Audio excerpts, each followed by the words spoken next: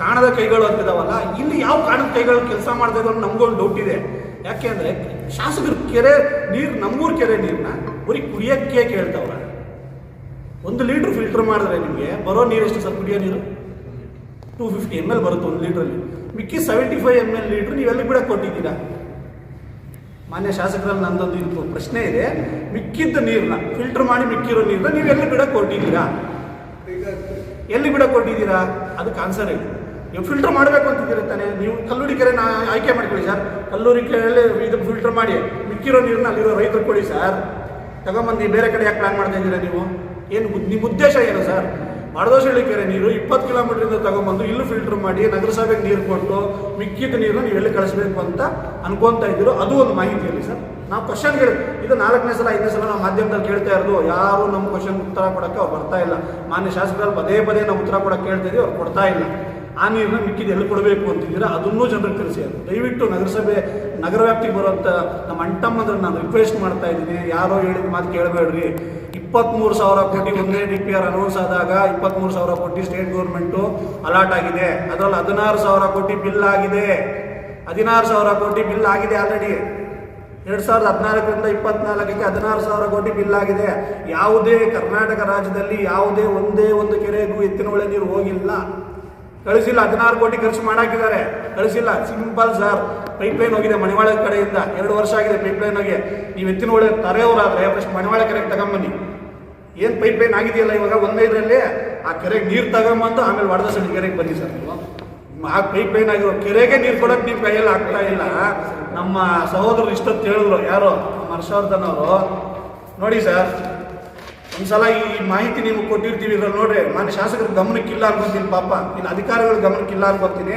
ಕ್ಲಿಯರಾಗಿ ಮೆನ್ಷನ್ ಮಾಡಿದೆ central government 430 ಎಕರೆ ಅರಣ್ಯ ಪ್ರದೇಶದ್ದು ಇವ್ರು ಯೂಸ್ ಮಾಡ್ಕೊಳ್ಳೋದಕ್ಕೆ ಇವರು ಸ್ಟೇಟ್ ಗೌರ್ಮೆಂಟಿಂದ ಯಾವುದೇ ರಿಪ್ಲೈ ಕೊಟ್ಟಿಲ್ಲ. ಸೆಂಟ್ರಲ್ ಗೌರ್ಮೆಂಟಿಂದ ಫಾರೆಸ್ಟ್ ಬೋರ್ಡಿಂದ ಕೇಸ್ ಆಗಿದೆ. ಇವ್ರು ಆನ್ಸರ್ ಕೊಡೋಕ್ಕೆ ಬೇಲ್ ಆಗ್ತಾ ಇಲ್ಲ. ಇವ್ರು ಎತ್ತಿನೊಳಗೆ ನೀರು ತಗೊಂಬಂದು ವಡದಹಳ್ಳಿ ಕೆರೆಗೆ ಬಿಡ್ತಾರಂತೆ. ಸಂತೋಷ, ನೀವು ತಗೊಂಬನ್ನಿ, ಬಿಡ್ರಿ. ನಿಮ್ಮ ಕೆರೆಗೆ ನೀವು ಬಿಟ್ಕೊಂಡು ಏನು ನಗರಸಭಾ ಅಂಟಮ್ಮ ನೀರು ಕೊಡಬೇಕು ಅಂತಿದ್ರು ಇಲ್ಲೇ ವ್ಯವಸ್ಥೆ ಮಾಡ್ಕೊಳ್ಳಿ ಸರ್. ಆ ಪಂಪ್ ಸೆಟ್ ಏನು ಮಾಡ್ಕೊಬೇಕು ಇಲ್ಲೇ ಮಾಡ್ಕೊಳ್ಳಿ. ದಯವಿಟ್ಟು ನಮ್ಮ ರೈತರು ಹೊಟ್ಟೆ ಹೊಡಿಯೋಕ್ಕೆ ಬರಬೇಡಿ ಸರ್.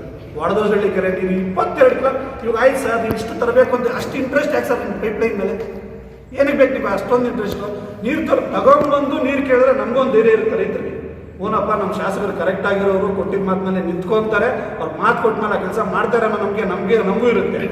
ಏಕಾಏಕಿ ಪೈಪ್ಲೈನ್ ಹಾಕ್ತಾರಂತೆ, ಆಮೇಲೆ ಪೈಪ್ಲೈನ್ ತರ್ತಾರಂತೆ. ಯಾಕೆ ಸರ್ ಬೇಕು ಪೈಪ್ಲೈನ್ ಹಾಕೋದು? ಪೈಪ್ಲೈನ್ ತಗೊಂಬನ್ನಿ, ನೀರು ತಗೊಂಬನ್ನಿ, ಆಮೇಲೆ ಪೈಪ್ಲೈನ್ ಹಾಕಿ.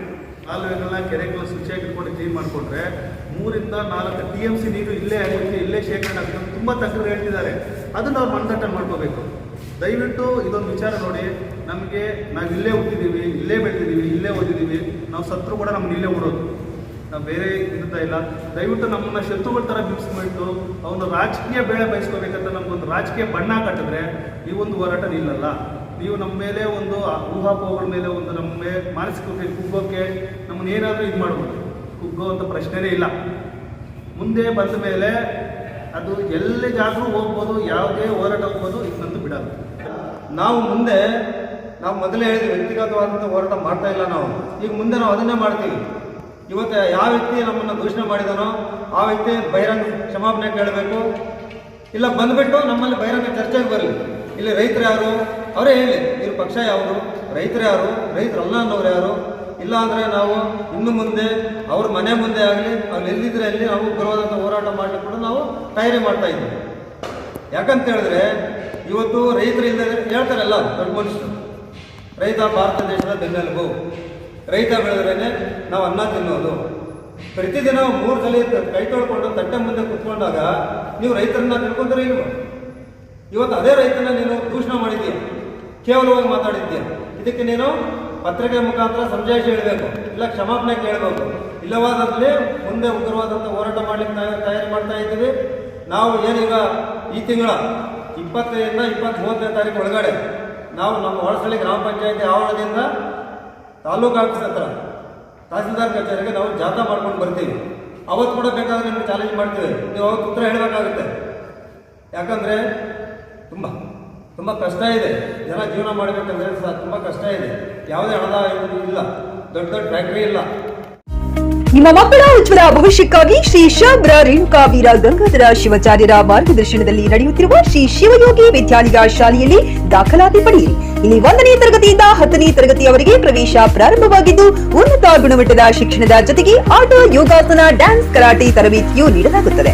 5ನೇ ತರಗತಿಯಿಂದ 10ನೇ ತರಗತಿಯವರೆಗೆ ವಸತಿ ಸೌಲಭ್ಯವೂ ಕೂಡ ಲಭ್ಯವಿದೆ. ನುರಿತ ಶಿಕ್ಷಕರಿಂದ ಬೋಧನೆ ನೀಡಲಾಗುತ್ತದೆ. ಎಸ್ಎಸ್ಎಲ್ಸಿಯಲ್ಲಿ ಈ ಶಾಲೆಯ ಫಲಿತಾಂಶವು 100%ವಾಗಿದೆ. ಹಾಗಿದ್ರೆ ತಡೆಯಾಕೆ? ಇಂದೇ ಭೇಟಿ ನೀಡಿ ಶ್ರೀ ಶಿವಯೋಗಿ ವಿದ್ಯಾಲಯ, ಹುಮ್ನಾಬಾದ್. ಹೆಚ್ಚಿನ ಮಾಹಿತಿಗಾಗಿ ಸಂಪರ್ಕಿಸಿ 8747071091 ಅಥವಾ 9164643288.